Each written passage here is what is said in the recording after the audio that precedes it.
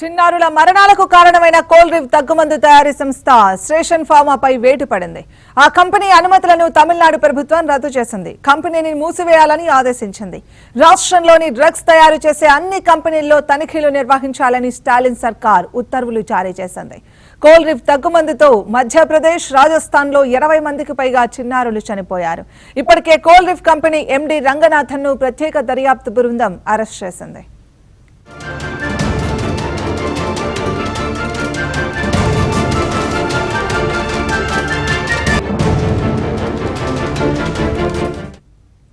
శ్రేషన్ pharma కాంచీపురంలో కోల్రివ్ పేరుతో cough syrup తయారు చేస్తోంది. ఈ మందు చిన్నారుల ప్రాణాలు తీయడంతో డ్రగ్ కంట్రోల్ అధికారులు యూనిట్లో తనిఖీలు చేశారు. ఈ సిరప్లో 48.6% అత్యంత విషపూరితమైన డైఇథైలిన్ గ్లైకాల్ ఉన్నట్లు గుర్తించారు.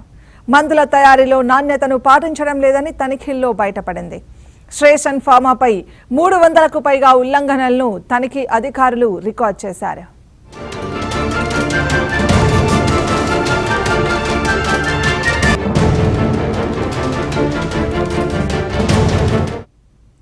శ్రేషన్ ఫార్మా ఘటనపై కేంద్ర ఔషధ నియంత్రణ సంస్థ సీరియస్ అయింది. తమిళనాడు డ్రగ్ కంట్రోల్ సంస్థ అలసత్వాన్ని ప్రశ్నించింది.